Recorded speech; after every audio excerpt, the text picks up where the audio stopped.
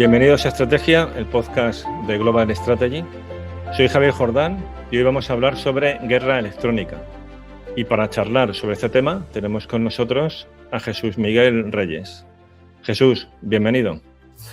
Muchas gracias, Javier, por tenerme en tu podcast y por la labor que realizas en Global Strategy. Muchas gracias a ti por tu tiempo y por el trabajo que has publicado en la página de Global Strategy. Es un trabajo extenso y exhaustivo y con otro conocimiento experto, y que lo pondré en la descripción del episodio para que lo tengáis ahí como referencia bibliográfica. O sea, el documento en sí es un documento didáctico, fácil de leer, lógicamente especializado en estos temas, y a su vez también incluye más bibliografía para los que pedís a veces, ¿no?, que demos bibliografía de acompañamiento a los episodios.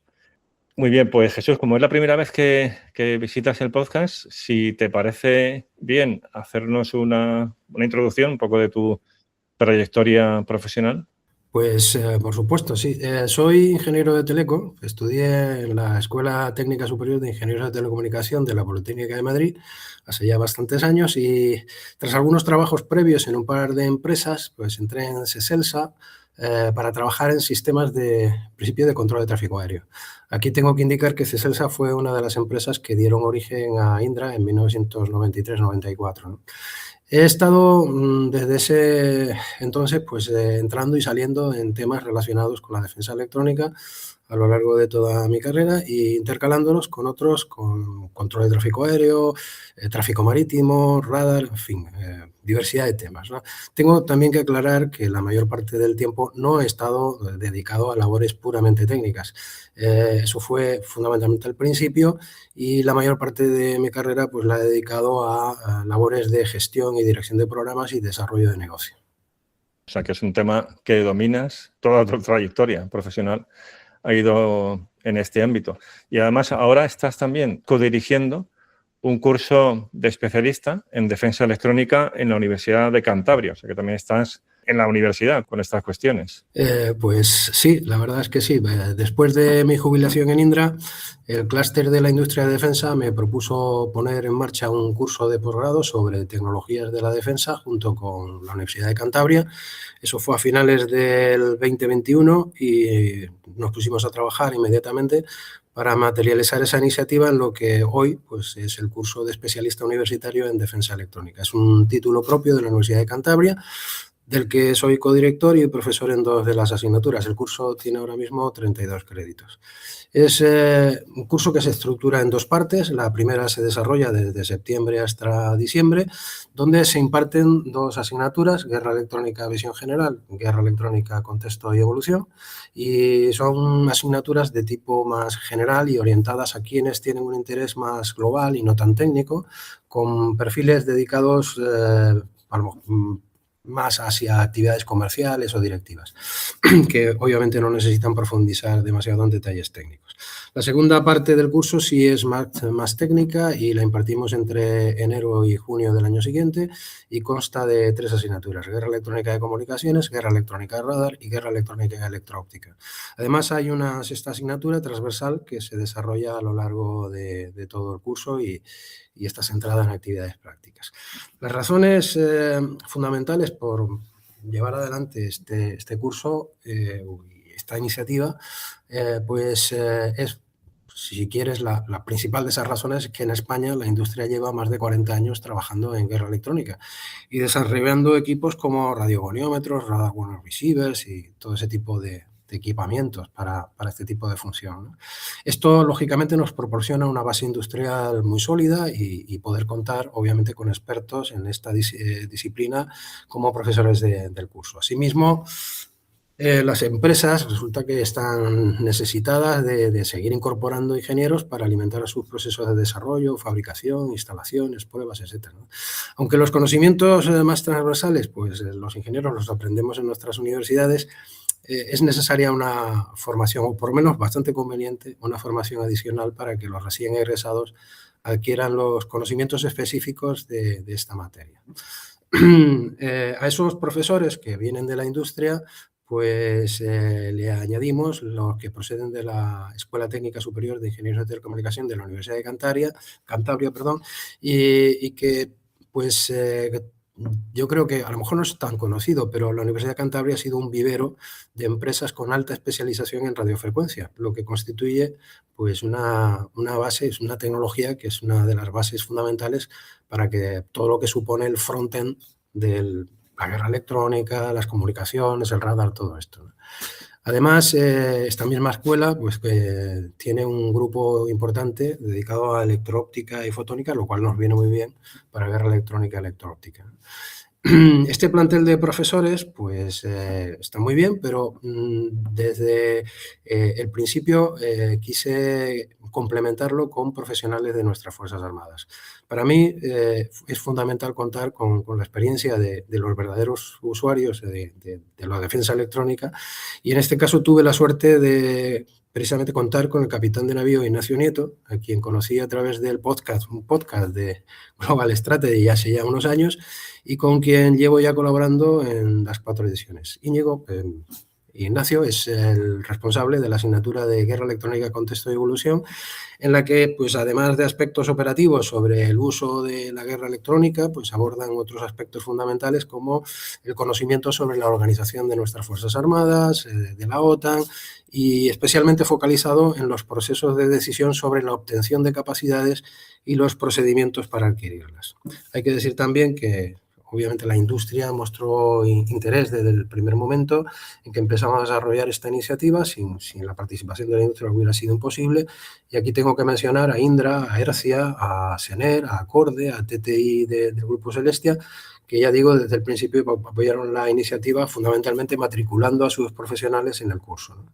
Y por último, es lógico que mencione al clúster de la industria de defensa, que, como indiqué al principio, fue el padre de esta iniciativa y participa activamente en el curso, manteniéndome como codirector y subvencionando becas destinadas a oficiales de nuestras Fuerzas Armadas. Una sorpresa lo de Íñigo Nieto, no lo sabía. Para los que nos escucháis, es el podcast número 18, que en efecto fue en los comienzos del podcast y es el primero que hicimos sobre estas cuestiones. Me alegro que establecierais contacto, porque en efecto Íñigo sabe muchísimo de estos temas dentro de Fuerzas Armadas. Por supuesto. Además, allí en Cantabria tenéis un clúster de temas de defensa, ¿no? Que eres, si no me equivoco, eres el director de programas de guerra electrónica de ese clúster. Del clúster, sí. Es un honor que me dieron en el clúster pensando fundamentalmente en lanzar esta iniciativa. Sí. Ahí también está Manuel Vila, ¿no? Que publica a veces en Global Strategy. Sí. Manuel Vila es el presidente del clúster. Sí. De hecho, la idea es traerlo aquí también al podcast. Y el director y también alma del clúster, Alfonso. Genial. Muy bien. Bueno, pues el episodio realmente tiene como origen un documento didáctico para una de las asignaturas que impartes en el máster, y si te parece, pues vamos siguiendo ese documento como hilo argumental, porque estos temas son cuestiones fundamentales, ¿no? Vamos a ver, y en Ucrania es evidente que tiene una importancia suprema, pero un poco el reparo que nos da a los que no somos ingenieros es que rápidamente nos perdemos, ¿no? Porque son temas muy, muy técnicos. Pero el documento te ayuda, ¿no? a amueblar la cabeza en este sentido sin necesidad de ser ingeniero, pero vamos, que aporta un conocimiento que es útil para todos, desde la perspectiva del podcast, que es de estudios estratégicos. Entonces, si quieres, podemos dedicar esta primera parte al documento publicado hace ya unos 10 años, que se llama Winning the Airwaves, de un think tank americano, el Centro de Estudios Presupuestarios, sobre esta cuestión, ¿no? Entonces, empezamos por donde te parezca oportuno. Pues sí, muy bien. Pues mira, en la asignatura de Guerra Electrónica, visión general del curso, suelo concluir un recorrido histórico sobre la guerra electrónica mencionando precisamente dicho trabajo. Un trabajo de Marx y Gussinger, de Clark y Gussinger. Concretamente, recomiendo a los alumnos la lectura de Winning Airwaves, y especialmente de su primer capítulo, para que su visión de la historia de la guerra electrónica pues no se limite a una simple enumeración de acontecimientos más o menos relevantes, sino que además puedan establecer una conexión entre los acontecimientos históricos y comprender cómo la evolución de las capacidades en comunicaciones, en sensorización, en navegación y en la propia guerra electrónica, pues han ido siempre acompañadas de doctrinas operativas que han ido evolucionando, lógicamente, a la par que la tecnología. Ese fue, de hecho, el motivo para utilizar el informe dentro del curso, pero hay que aclarar que el objetivo principal de dicho informe no es hablar de la historia de la guerra electrónica, sino presentar un diagnóstico que hacen los autores del informe sobre la crítica situación que, a su parecer, pues, sufría Estados Unidos en esa época en la que, al parecer, pues estaba perdiendo el dominio en el espectro electromagnético, y además daban una serie de, digamos, recomendaciones o soluciones para poner en marcha una estrategia con el fin de recuperarlo. Yo creo que ese documento que se desarrolla o que se publica en el 2015, pues sería conveniente ponerlo en contexto. Y para ello pues hay al menos 3 hechos relevantes que así lo pueden enmarcar, ¿no? En 2014, Rusia, todos sabemos que despliega sus tropas de forma encubierta en Crimea con el fin de bloquear las guarniciones ucranianas y así eliminar cualquier atisbo de oposición a un referéndum que luego realiza y que terminaría con la anexión de la península a la Federación Rusa. Y precisamente en esa acción es de destacar el empleo de la guerra electrónica por parte de Rusia, que consigue pues, afectar gravemente a las capacidades de mando y control del ejército ucraniano. No solamente eso, sino también pues, afectó bastante a la moral de las tropas. Básicamente, una de las cosas que hicieron fue terminar controlando las redes de telefonía móvil y enviando mensajes SMS a militares ucranianos y a familiares para engañar con falsas órdenes y además pues, minar la moral de los militares, ¿no? El segundo hecho relevante que podemos poner para enmarcar el momento en que este trabajo sale a la luz es la preocupación por la pérdida de la ventaja tecnológica estadounidense que ya en ese momento se hacía palpable. Había determinadas voces que señalaban que tras más de una década de operaciones en escenarios asimétricos, como era el caso de Irak o Afganistán, pues Estados Unidos había perdido el dominio en el espectro electromagnético. Y finalmente, el tercer elemento que pone en contexto este artículo, pues es que a finales del 2014 el Pentágono lanza la tercera estrategia de compensación, la Zero Offset Strategy. Estas iniciativas las podemos entender como marcos de planeamiento estratégico de la defensa o como un proceso de innovación que busca mantener o restaurar la supremacía militar ante un desafío, una desventaja que se percibe frente a los adversarios. Aquí querría señalar que Guillén Colón, que creo que también es muy conocido en este foro, pues publicó un artículo en el que está muy bien, yo lo recomiendo, que se titula La defensa estadounidense entre la revolución y la compensación. Está publicado, creo que en la revista de Estudios en Seguridad Internacional. Una cuestión también así introductoria, pensando en el público en el cual me incluyo, que es ajeno a las cuestiones de guerra electrónica, es el concepto que ya ha salido, ¿no? Que es el del espectro electromagnético. Entonces, aunque todos, como ciudadanos de a pie, sabemos a qué se refiere, ¿no? En términos generales, porque utilizamos telefonía móvil y bueno, porque si nos interesan los temas que se tratan en el podcast, seguro que algún seguimiento se hace de la guerra de Ucrania y es evidente también la importancia que tiene allí.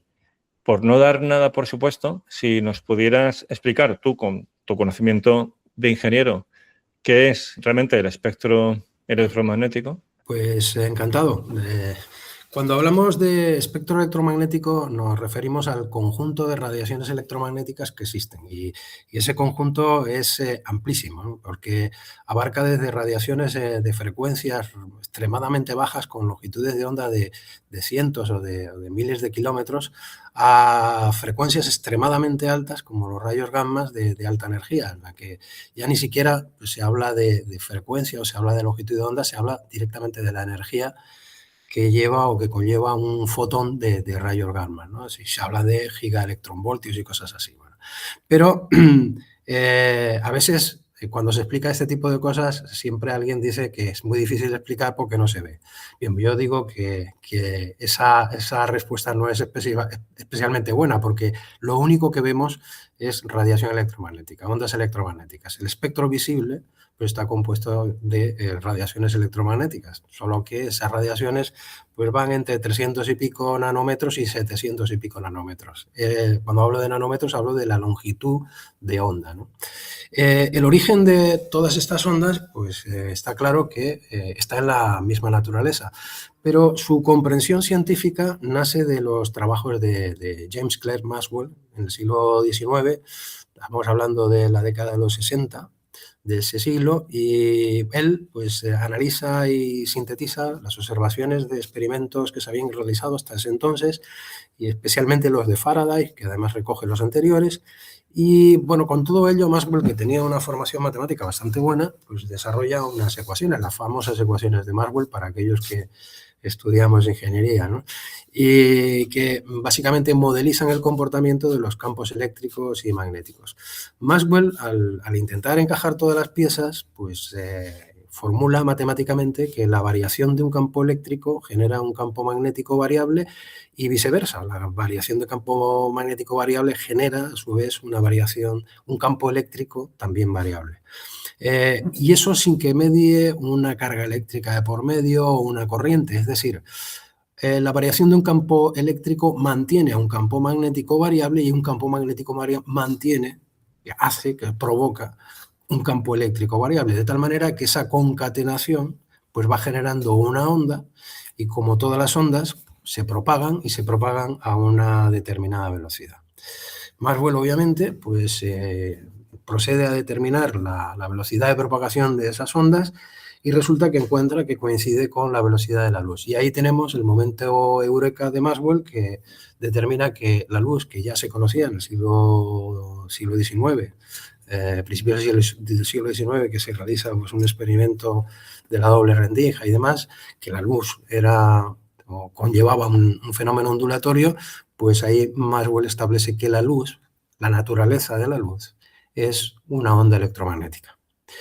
Posteriormente, Hertz demostró experimentalmente pues, la validez de esta teoría generando y recibiendo pues, ondas electromagnéticas con unos generadores de chispas que se llamaban antes, sparks, y bueno, pues todo ya fue una carrera de inventos, ¿no? Porque ya a finales del siglo XIX Marconi consigue transmitir con una idea ya muy clara de utilizarla como un mecanismo para generar ingeniería, para generar cacharritos que emplearan esta energía electromagnética, ¿no? Así se desarrolla la telegrafía sin hilos y luego ya posteriormente la radio, la televisión, los sistemas de navegación como el GPS, el radar, la telefonía móvil, la wifi, las comunicaciones satelitales, todo, ¿no? Así, la importancia del espectro electromagnético para la multitud de servicios que tenemos, que empleamos en nuestra vida es enorme. La trascendencia económica que tienen las actividades que se desarrollan en él, pues es también muy relevante. Y bueno, pues para responder a una pregunta de ¿por qué desarrollar un curso y por qué es importante el espectro electromagnético? Pues yo creo que se responde solo, ¿no? Es importante señalar aquí que no es posible transmitir toda la información que queramos en una sola frecuencia o una sola banda, ya que si lo intentamos, pues se va a producir lo mismo que se produce si trabajamos en el espectro sonoro, ya que se producirían muchas interferencias. Por ello, es necesaria una ordenación y regulación del espectro. Podemos ver aquí que al espectro, si quieres, como un espacio que se parcela en bandas para acomodar los distintos servicios de comunicaciones, radiodifusión, etcétera, ¿no? A nivel internacional tenemos un organismo como es la Unión Internacional de Telecomunicaciones que coordina la asignación de bandas, frecuencias y todo esto. Y cada país, pues por lo general, cuenta también con organismos reguladores propios. En el caso de España tenemos la Dirección General de Telecomunicaciones, que es la encargada de esta regulación. Y hay que señalar aquí también un aspecto importante, y es que dentro de esa regulación se establece que el espectro electromagnético se considera de dominio público. Esto es, no vamos a tener terratenientes del espectro electromagnético. Yo creo, ya para finalizar esta pequeña comentario sobre el espectro electromagnético, que muchas veces hablaré de que puede estar saturado o disputado. Eso tiene que ver con una limitación intrínseca en la capacidad de transmisión de información dentro de una banda determinada de frecuencia. Esa limitación la establece Claude Shannon en un artículo muy importante de 1948, y básicamente pues, se constituye lo que el conocido teorema de Shannon-Hurley, y que establece que la cantidad de información que podemos enviar a través de un canal, vamos a ponerlo a lo mejor en una ristra de ceros y unos por segundo, pues va a ser proporcional al ancho de banda que empleemos y a la relación señal-ruido, más concretamente al logaritmo de la relación señal-ruido. ¿Qué quiere decir esto? Pues que si en un canal determinado, por métodos directos o indirectos, somos capaces de introducir ruido, introducir interferencia solamente en forma de ruido, vamos a conseguir que ese canal pierda bastante capacidad, incluso llegar a prácticamente a noquearlo. Y eso es algo que ocurre cuando los espectros están o saturados o disputados, ¿no? Es verdad que también Shannon pues, establece unos teoremas dedicados a la codificación de fuente y codificación de canal, diciendo que, bueno, que aunque tengamos un canal a lo mejor con una relación señal-ruido bastante mala, siempre vamos a ser capaces, si utilizamos una buena codificación de canal, de enviar información. Pero todos sabemos que para que la información sea útil tiene que llegar en cantidad y en un tiempo adecuado. Si llega muy lentamente, pues ya no vamos a disponer de esa información en tiempo útil para su utilización, ¿no? Estupendo, muy interesante, ¿no? Todo lo que has comentado. Y una cosa que señalabas es ese paso de la física teórica a ya el empleo ingenieril del espectro electromagnético, que es a finales del siglo XIX, principios del XX, lo cual nos lleva de nuevo a este documento de Winning the Airwaves, donde establece esos pasos, ¿no?, en el desarrollo histórico del empleo militar del espectro electromagnético, que empieza precisamente, ¿no?, tú ahí lo mencionas, en esas etapas. Una primera etapa iría desde 1904 hasta el principio de la Segunda Guerra Mundial. Si nos puedes comentar cada una de estas etapas. Sí, cómo no. En el primer capítulo de Winning Airwaves, los autores presentan la evolución histórica de lo que denominan el Electromagnetic Spectrum Warfare. Podemos, yo creo que traducir por guerra en el espectro electromagnético. Bajo ese concepto, agrupan el conjunto de operaciones y medios que utilizan el espectro electromagnético como soporte. Vamos, concretamente, pues, por ejemplo, las comunicaciones, la sensorización, aquí metemos al radar, a los sistemas electro-ópticos, etcétera, ¿no? También tenemos que meter a los sistemas de navegación y, por supuesto, la guerra electrónica pues, está también presente en el espectro electromagnético. Para explicar cómo ha evolucionado la competencia en la guerra electrónica en el espectro electromagnético a lo largo de la historia, los autores identifican tres fases principales. Bueno, pues en inglés pues la primera es Active Network versus Passive Competition. Traduzco, red activa versus competición pasiva, la siguiente es red activa versus competición activa y la tercera es sigilo versus red de baja potencia, stealth versus low power network. En fin, con estos nombres, pues a mí me resulta muy difícil explicarle a los alumnos qué está detrás de todo esto. Así que pues vamos a explicarlas un poco si te parece. Y bueno, vamos a empezar por la primera, que es el Active Network versus Passive Competition. Red activa versus competición pasiva, y señalan que, bueno, que esta fase pues, abarca un periodo que arranca con el inicio del uso de las radiocomunicaciones y el surgimiento de lo que posteriormente se denominó guerra electrónica, ¿no? Esto ocurre para la mayor parte de los expertos que tratan estos temas de guerra electrónica durante la guerra ruso-japonesa de 1904-1905 y dura hasta los primeros compases de la Segunda Guerra Mundial. Concretamente, en la guerra ruso-japonesa pues, nos encontramos lo que se supone que es el primer ejemplo de contramedidas electrónicas aplicadas en combate. Anteriormente ya habían sido utilizadas en un evento de una Copa de América en 1901, o sea que fíjate. Y si nos vamos a las fuentes rusas, los rusos nos dicen que ellos básicamente inventaron la guerra electrónica, más bien el ataque electrónico, y señalan el 15 de abril de 1904 como fecha para esa invención.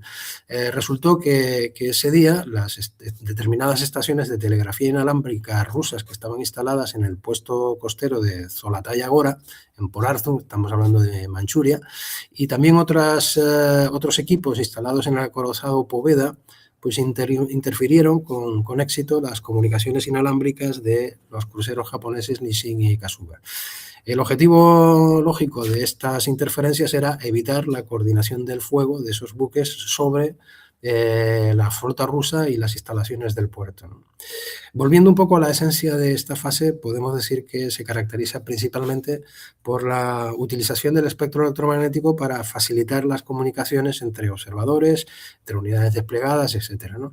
Ahí es donde cobra sentido el Active Network, es decir, hace referencia al uso de emisiones de ondas electromagnéticas, de emisión de energía electromagnética, para que los sistemas de comunicaciones pudieran funcionar. Y aunque es verdad que en ocasiones se llegó a interferir dichas comunicaciones, habitualmente resultaba más interesante, más valioso detectar, localizar y a veces incluso explotar su contenido que proceder a su interferencia. Esto último es lo que da sentido al passive competition, que aluden al empleo de medios pasivos de guerra electrónica, es decir, de sistemas que no emiten energía electromagnética y por lo tanto no se detectan y que se utilizan concretamente para detectar las emisiones de los sistemas de comunicación, localizarlos y ya, como indicaba, pues intentar también explotar el contenido de dichas comunicaciones. La segunda fase, red activa y competición activa también, versus competición activa, podríamos establecerla en un periodo de tiempo que tiene su inicio en el momento en que los británicos, durante la batalla de Inglaterra, en el verano de 1940, pues comenzaron a interferir un sistema de navegación alemán llamado Knickebein, y que servía para guiar sus bombarderos hasta los objetivos designados, ¿no? Esta creo que es la primera noticia que se tiene de una acción de interferencia sobre un sistema de navegación. En esta segunda fase lo que vemos es que se amplía el tipo de dispositivos que terminan empleando emisiones de energía electromagnética. Así, además de las radiocomunicaciones que ya venían desde origen, pues tenemos que unir el radar, que es un invento que se desarrolla tanto por parte de los británicos como los americanos y los propios alemanes a lo largo de los años 30 y luego, pues obviamente también los sistemas de navegación. Entonces ya tenemos radares y sistemas de navegación añadidos a las radiocomunicaciones.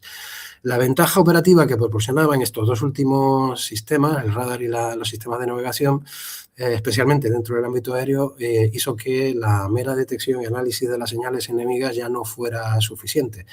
Surgió así la necesidad de contrarrestar estos sistemas en tiempo real, mediante la transmisión de señales de interferencia o engaño, y así pues se da origen a la denominada competición activa, ¿no? Durante este periodo, la guerra electrónica pues entra en una dinámica de acción-reacción en la que cada nueva medida tecnológica pues era respondida con una contramedida, y esta, a su vez, pues con una contramedida, ¿no? Este ciclo impulsó el desarrollo de tres áreas que han sido claves y que más o menos se han mantenido, aunque puede haber algún tipo de cambio de nombres, para describir o subdividir la guerra electrónica ya en aquella época e incluso en la época actual, ¿no? Que son las medidas de apoyo electrónicas, las ESM, las contramedidas electrónicas, ECM, y las contramedidas electrónicas ECCM. Estas últimas ahora tradicionalmente se les engloba dentro de las medidas de protección electrónica, ¿no? Los autores de Winning Our Way sitúan el final de esta segunda fase a mediados de los 80, pero yo creo que el cuestionamiento comenzó con las experiencias derivadas de la guerra de Vietnam y el perfeccionamiento de los sistemas de defensa aérea soviéticos. Hay que recordar el inicio de la guerra de Yom Kippur, las bajas que sufrieron la Fuerza Aérea Israelí frente a los sistemas de defensa aérea soviéticos que disponían los egipcios y los sirios, ¿no? Estos factores impulsaron la necesidad de desarrollar nuevas doctrinas y medios técnicos y sentaron las bases para la siguiente etapa en la evolución de la competencia en el espectro electromagnético. Así ya, pues entrando en esa nueva etapa que ellos denominan Stealth versus Low Power Network, lo que nos encontramos es que con la competición desarrollada en la fase anterior, pues suponía un esfuerzo continuo en el que las ventajas obtenidas en cada una de las etapas pues llegaban a representar un salto cualitativo muy poco significativo. Eran, digamos, unas ventajas que progresaban linealmente, ¿no? Y claro, esto para Estados Unidos, que debía operar a miles de kilómetros de su territorio con su fuerza expedicionaria, pues era especialmente costoso. Un ejemplo que ilustra todo esto es la evolución de la ya mencionada guerra de Vietnam, que a medida que avanzaba el conflicto, los ataques aéreos sobre las bases de Vietcong pues requerían un respaldo cada vez mayor de aviones de guerra electrónica.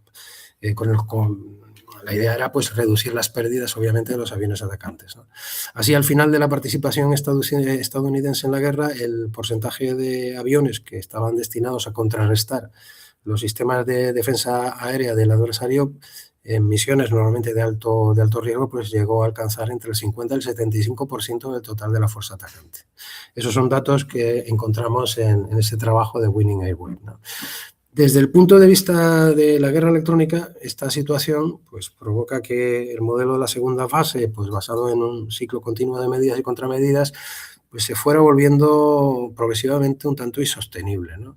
Y por lo tanto, pues entre estas y otras razones, pues se lleva a lo que a finales de los 70, una iniciativa a finales de los 70 del Departamento de Defensa de Estados Unidos que impulsa un cambio de doctrinas operativas apoyándose en avances tecnológicos que permitieran reducir tanto la dimensión como el esfuerzo logístico necesario para alcanzar los objetivos.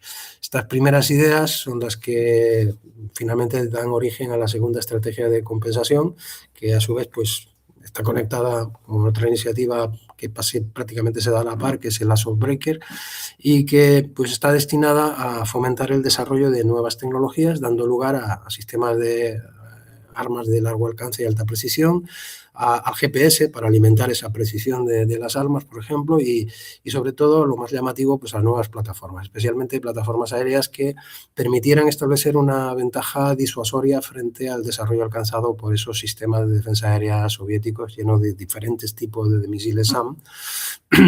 Y así pues vemos cómo surgen aeronaves con una sección transversal radar muy, muy baja, de centímetros cuadrados, como es el F-117 Nighthawk o el bombardero B-2, el Spirit, creo que se llama, ¿no?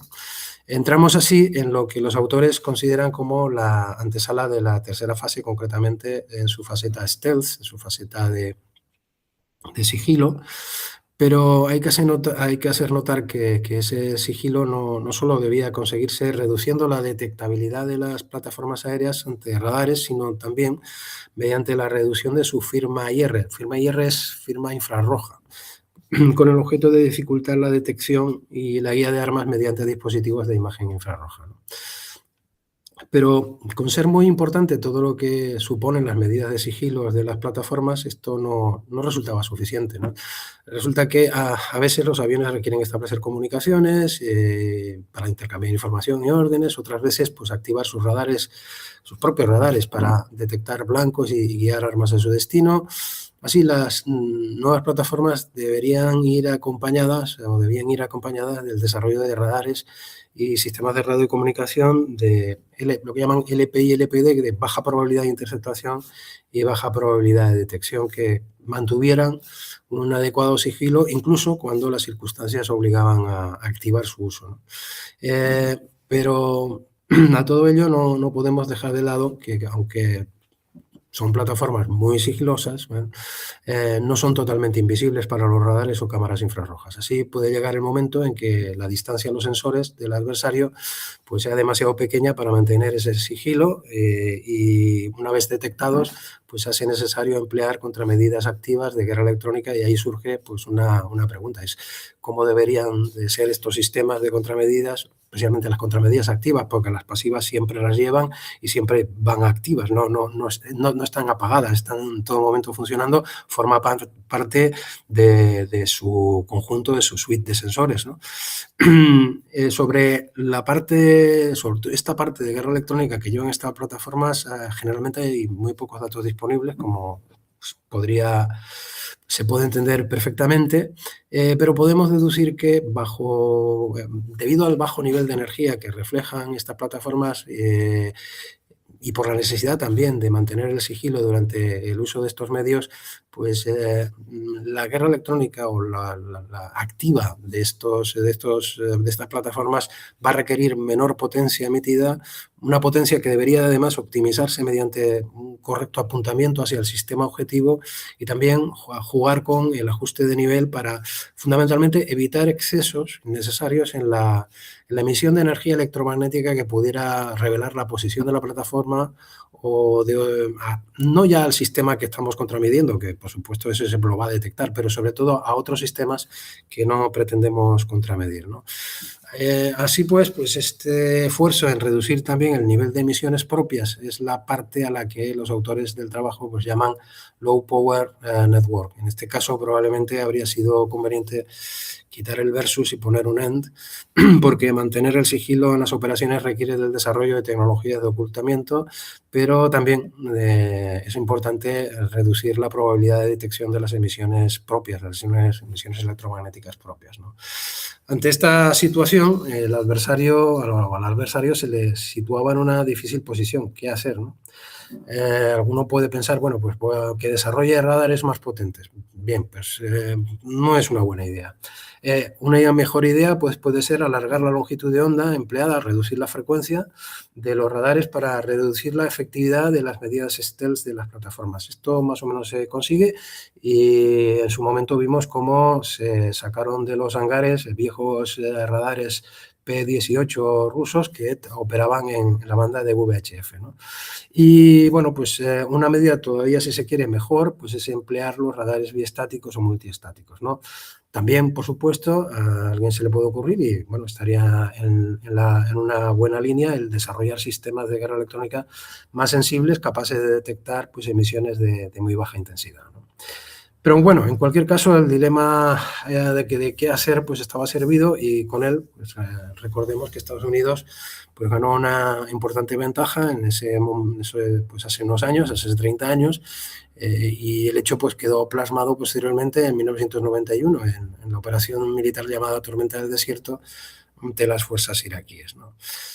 ¿Qué ocurre? Pues que toda esa tecnología requería de grandes presupuestos y de tiempo para alcanzar sus objetivos, y los productos que conseguía pues resultaban caros de producir y sobre todo también bastante caros de mantener. Así, al finalizar la Guerra Fría, con los recortes presupuestarios, pues se llegaron a truncar desarrollos, y especialmente también se redujeron la producción de alguna de esas caras plataformas. Así, por ejemplo, por poner un ejemplo, del B-2 Spirit que hemos hablado, de las 135 unidades previstas, solo se fabricaron 21. Del F-22 Raptor, pues el programa inicial hablaba de 750 unidades y quedaron en menos de 200, incluidas las unidades de test. Y bueno, pues Hasta aquí un poco la fase histórica. Fenomenal. Muchísimas gracias por esta visión histórica, porque nos deja ya muy bien carrilados al siguiente episodio, donde vamos a continuar con algunas cuestiones de este documento. A partir de esa visión histórica, bueno, pues de la propuesta central de Clark y Guntzinger. De nuevo, muchísimas gracias y nos vemos en el siguiente.